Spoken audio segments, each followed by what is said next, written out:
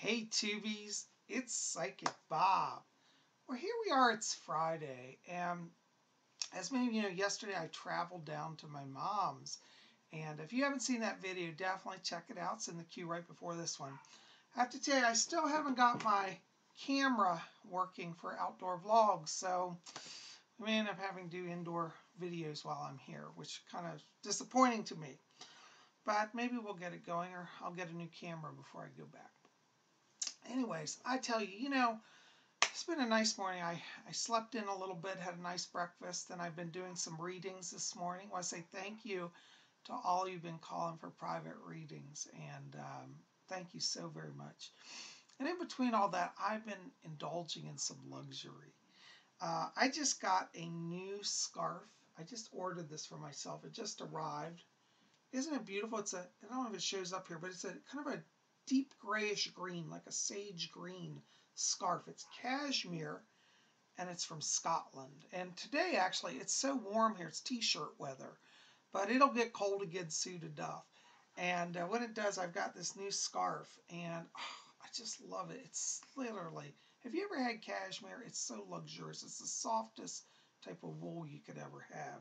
And this is a really fine quality one. For my British viewers, you'll know what I'm talking about here. Because this says, let me show you the label here. It says 100% cashmere. And it was made in Scotland. There's the UK flag. So I'm loving it. I just, I wanted a new scarf. And I said, if I'm going to wear a scarf, I might as well have the best. And there's nothing finer than the cashmere from the UK. So anyways, I got that. It's a little warm today to wear it, but I've been trying it on. And, I don't know if you guys have this tradition, but certain scents just go with the holiday season for me. I love, all my clothes. I wear Givenchy and Pierre Cardin and Giorgio Beverly Hills. But one of my other favorite scents, which I don't know if I've talked about here, and by the way, I'm not being endorsed by any of these companies, okay, is this Polo. This is a classic. It's by Ralph Lauren. Many people call it Polo Green because it comes in a green bottle.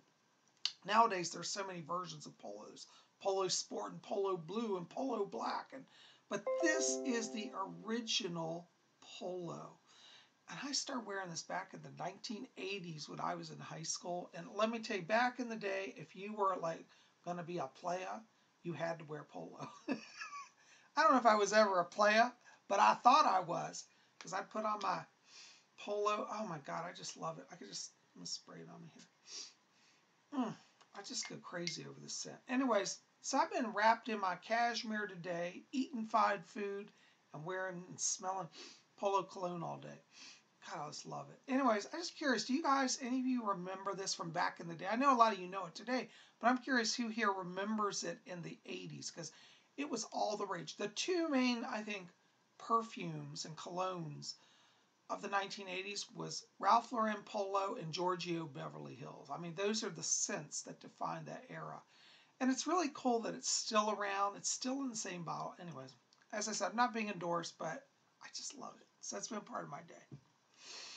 Anyways, it's so good to be with you guys. By the way, how you like my shirt I'm wearing today? I got on my Wiccan shirt because I'm in a Wiccan mood. This is a symbol of the Horned Lord. It's a Wiccan symbol. It says Wiccan. Wiccan pride. Wiccan pride. And I got on a pendant. Let me show you my pendant. This is a sterling silver pentacle pendant that I have.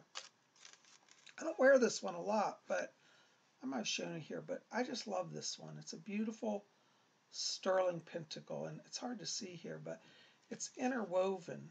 If I can get it still, it's all done in silver, and I love it because it's shiny. It's on a sterling chain. So I guess I'm getting my witch on today. Anyways, I'm glad you're here. Today I was thinking what I'm going to talk about, and normally we do paranormal investigations because I can't go out with my camera. I wanted to go out and do a UFO watch today and stuff like that. I can't do any of that. And I thought, I'm just going to have something a lot of you have been asking about today. And a lot of you are very interested in scrying. and you're interested in, what you use to scry, different ways that you can scry. And I think I want to talk about the scrying mirror today. Whew. Okay, I'm back. I started having a sneezing and coughing fit, so bear with me. Anyways, I have a little bit of allergies. When it gets warm, all the dust seems to come up outside, and it just... Anyways, so I thought we'd talk about the scrying mirror. Now, those of you who've been following me for a while, you've seen me use scrying mirrors and crystal balls, and but I want to talk about the mirror today. In fact, I brought some of my mirrors to show you. This is a new mirror. I literally just got this. Y'all haven't seen this. I bought this, believe it or not, at the dollar store. But it's just beautiful. It's a silvered mirror, and it's got a beautiful black frame.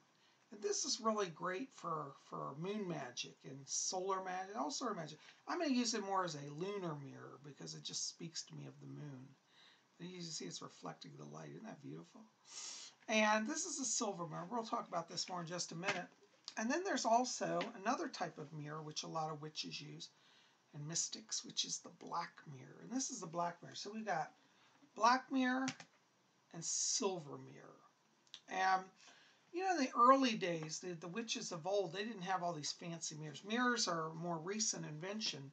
But the witches of old used to go out and use lakes, and they would scry, because when a lake is calm or a pond, it's like a giant mirror. And so I think the original scrying was really water scrying, and later it evolved into mirror scrying and crystal scrying. Also, another little silver mirror. This is one of my favorites. I don't remember if I've shown this to you, but this is my little witch mirror. Isn't that cute? You see the witch flying in front of the moon?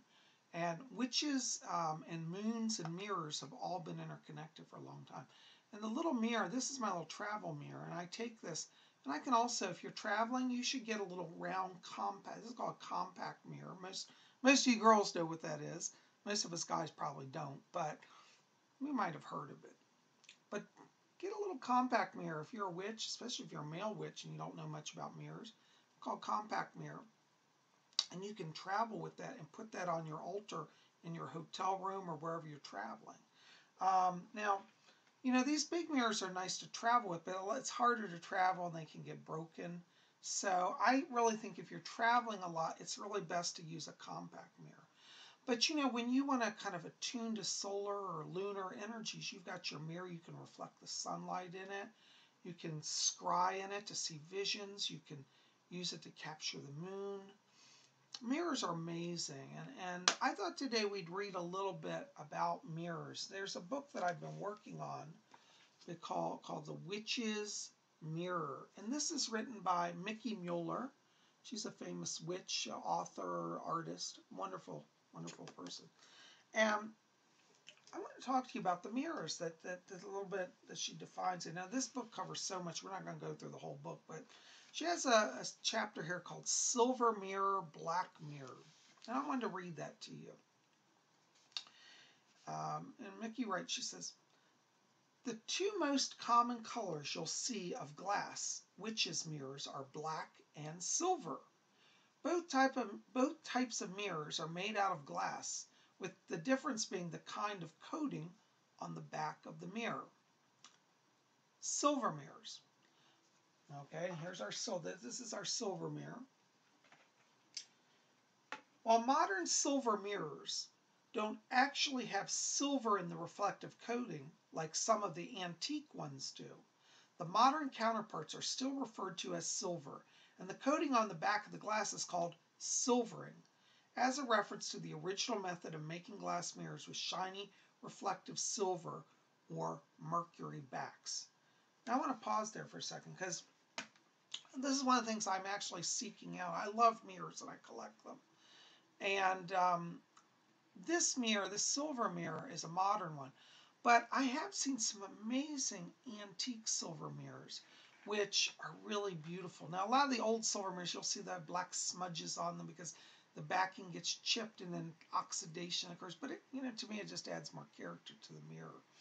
I'm curious if do any of you use a silver mirror? It's an antique mirror that maybe is a little smudged or dark. I always think they're kind of cool.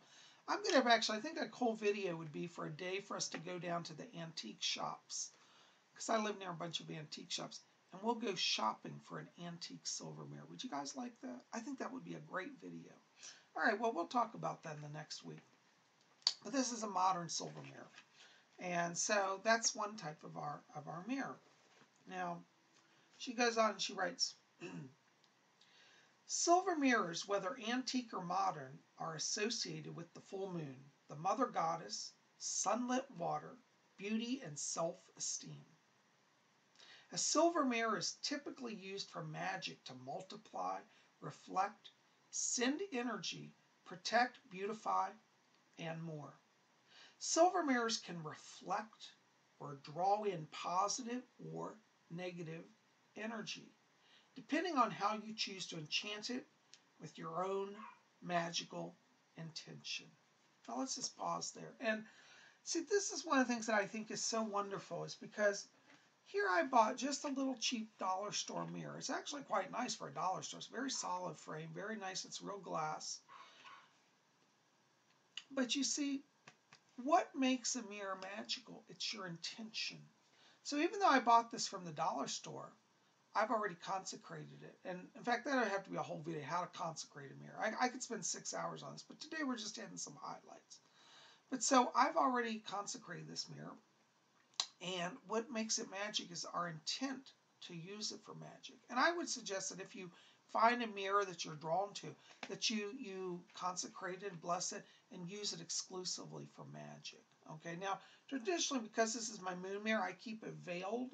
I keep a cloth over it. Today I have it unveiled, but that's another thing, and we'll talk more about that too a little later. But you should veil your mirrors when they're not in use. That's a tradition also. All right, so let's go and talk about the black mirror. All right, so Mickey Mueller just says black mirrors. Black mirrors are exactly what they sound like. Okay, here's our black mirror. All right, and this is also made of glass. Clean, it's a little smudged. I was using it last night. Black mirrors are exactly what they sound like. A clear glass surface with the back coated in black instead of silver. A black mirror offers an entirely different kind of reflective surface than a silver mirror does. You wouldn't want to try to fix your eyeliner in the reflection of a black mirror. Well, I don't wear eyeliner, but for you women, you may get that. You'd likely poke yourself right in the eye. Nope, it's not that kind of mirror. What kind of mirror is it, you ask? A black mirror is a primal thing. Ooh, I love this part. I'm going to put it up here. Y'all can look at it. Okay, there's a black. You can kind of see it. There's a corner of it. Okay. What kind of mirror is it, you ask? A black mirror is a primal thing, hearkening back to the ancient obsidian mirrors, full of deep mystery and the darkened pools where the Greeks talked to spirits. Black mirrors are designed to mimic those reflecting pools of old, which were the first mirrors.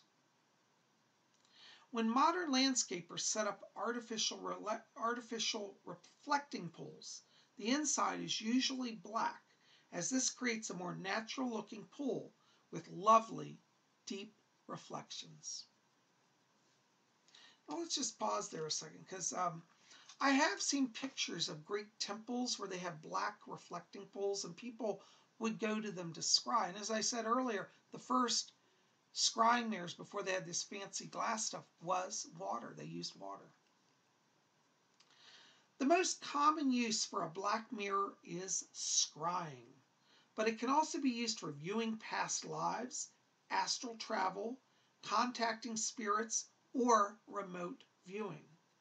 The mirror can be set up on a stand or an easel facing the viewer, and it can be laid flat on the workspace as a reminder of its watery counterpart.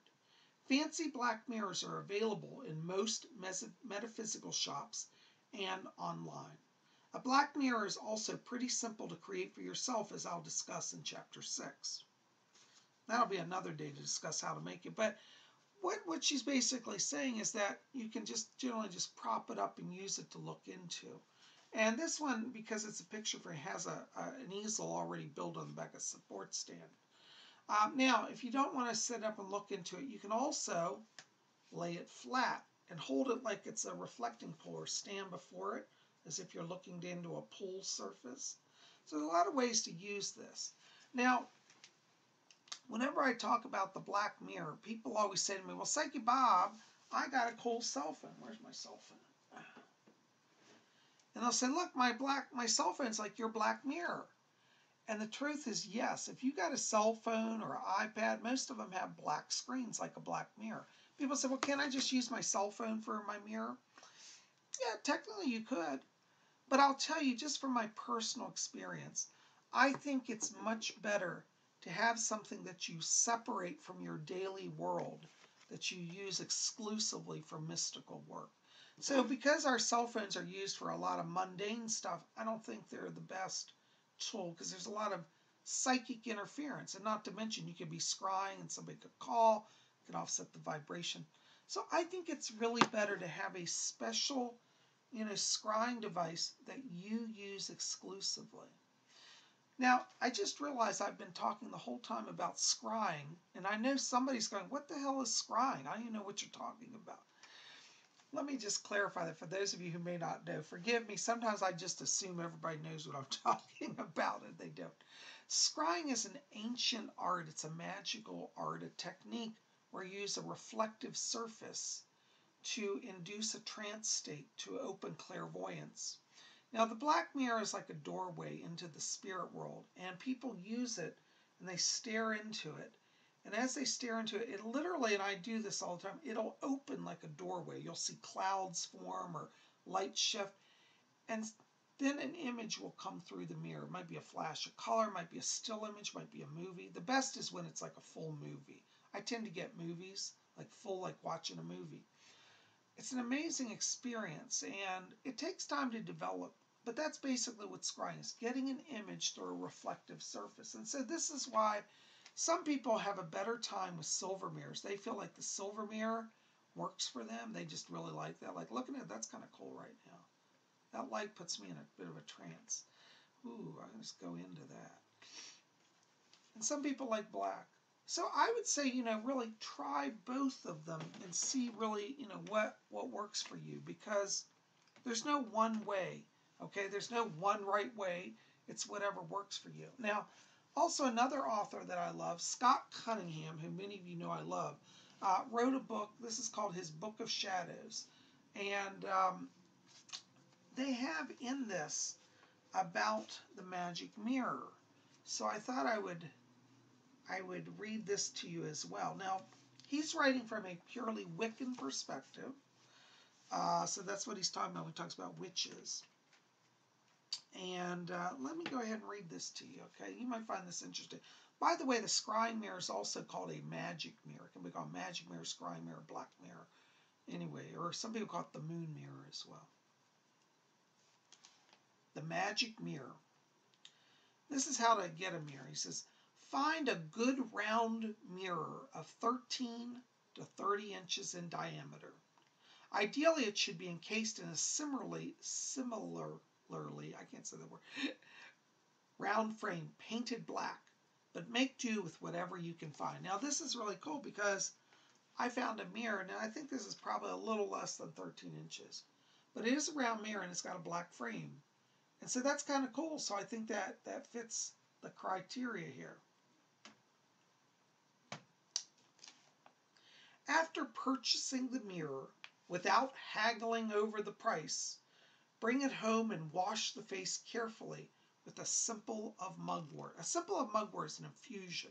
It's kind of like a tea where you take a herb, you boil it in water, and you make a liquid like a tea. So it's basically mugwort tea. A simple of mugwort is what that means. To make a mugwort simple, here he explains it. Steep 1 tablespoon of mugwort in 3 cups of hot water for 13 minutes. Strain and cool before using.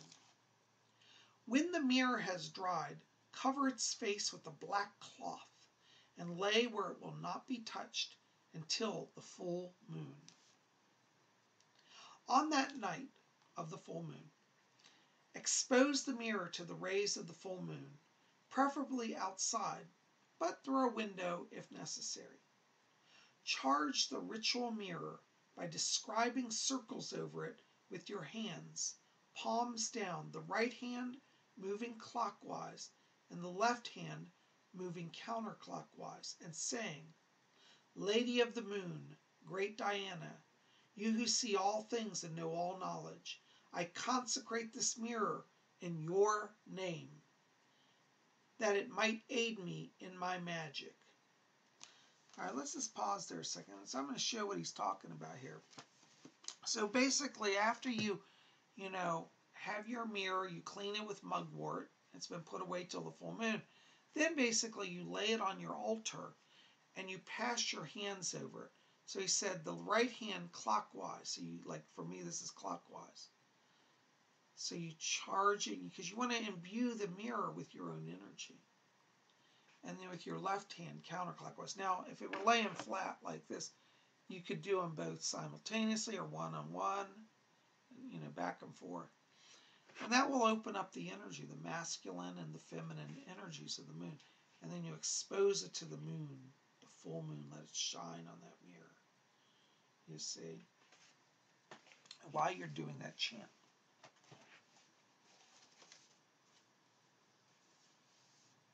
Now, hang the mirror on an east-facing wall. Keep it covered when not in use. Expose the mirror to the rays of the full moon at least 3 times a year. When it gets dusty, if it should, wash with the mugwort simple. If you wish, you may use a psychic oil to draw the symbol of the moon on the back. Some use the mirror as a means to achieve astral projection, but I don't recommend this. One can get the feeling that you are trapped in the mirror, and this can be dangerous to the newcomer. Never use your mirror for anything other than magic. Have a separate mirror for everyday things like combing or brushing hair and so on. Keep the magic mirror covered at all times when not in use.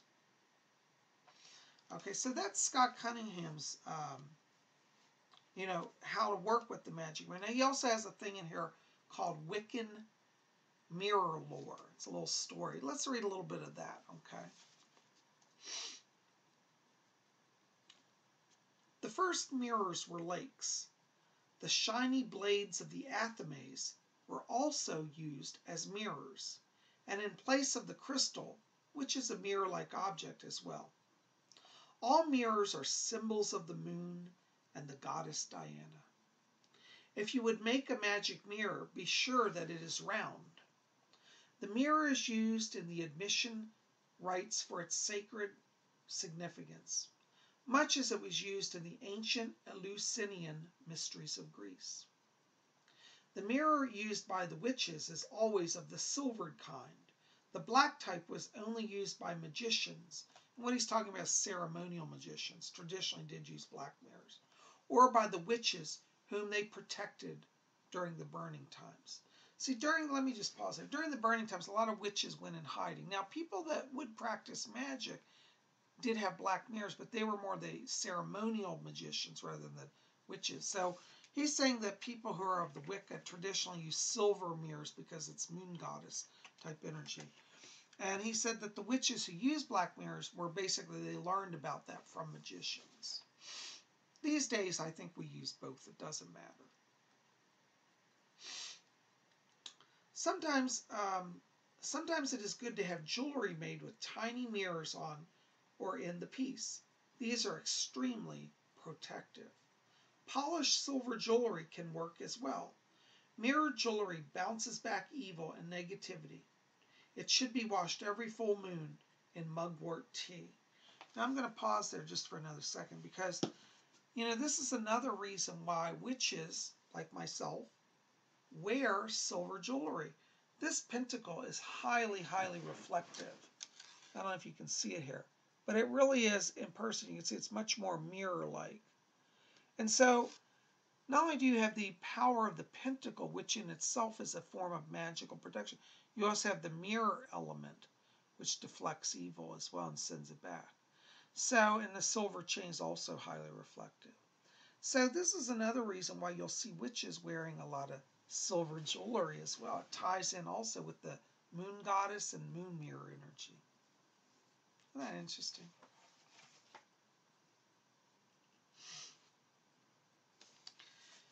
And he goes on, he writes, one form of protection against psychic attack is to visualize yourself wearing a coat of armor that is completely fashioned of mirrors. Thus no evil can reach you. Oh, I like that.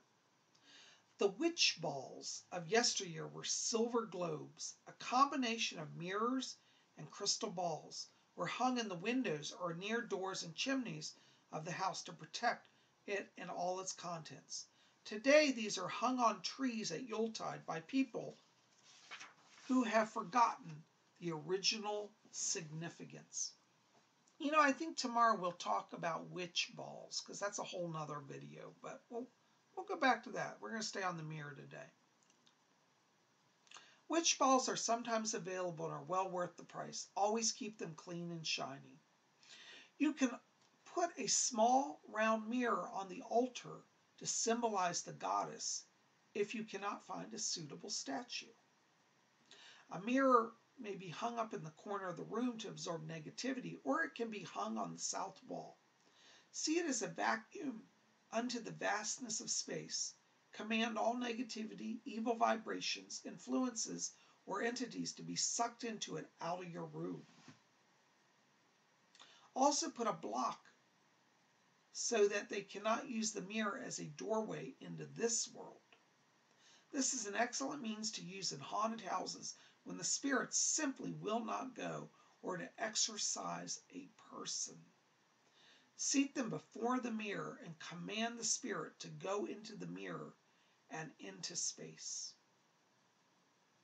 Afterward, cleanse the mirror with vinegar, rubbing cut onions on the glass also. Afterwards, cleanse the mirror with vinegar, rubbing cut onions on the glass or with your hands. But never do this operation with your own magic mirror. It is permissible to use any other mirror, though you have, though. All right, so we're going to stop right there.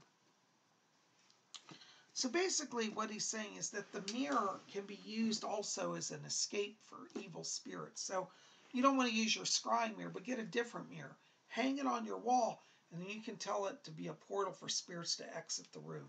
Now, again, he says put a sealing on it so they don't come back in. There are a lot of ways to do that. You could seal it with the pentagram. You trace it on holy water and oil, or put oil on the back of the mirror. But some way you could consecrate the mirror that things can go through it, out, but not come in. And I think that's a great idea for a magical protection charm. Okay. Now, for your scrying mirror, you want to have kind of a two-way portal because you might go through it and need to come back. So I wouldn't block your scrying mirror from things coming through, or else you may limit your vision as well. Anyways, guys, I just want to come here today, spend some time with you, talk about the mystery of the magical mirrors. I'm working on getting a round black mirror, it's smaller. I have a larger one, but it's a little bulky. I'm working on getting a smaller black round mirror, so I'll have that for you in the future to show. But it doesn't matter if it's round or square or rectangular. It's whatever you prefer. But anyways, there's some of my mirrors. And then again, of course, don't forget, especially for you guys, because we guys always forget these things, get a little compact mirror. Great for traveling, simple, elegant, refined, and does powerful, powerful magic. Well, guys, thank you for being here today. I'm going to wrap it up. But listen, tell me in the box below, have you ever worked with a witch's mirror, a magic mirror? What's your experience? Have you ever seen a vision? Have you ever had a spirit come through? Maybe you've gone into the mirror. Tell me about any of your experiences. I'd love to hear. Put it in the comment box below. By the way, help me out. Like this video, favorite it, share it with your friends, thumbs up, and hit subscribe. Be part of Spirit Channel. We'd love you to be here. We'll be back here tomorrow. I think tomorrow we're going to talk about the mystical witch ball and different forms of that. Okay? So we'll see you back here tomorrow. I love you guys. We'll see you here. Until then, may you always blessed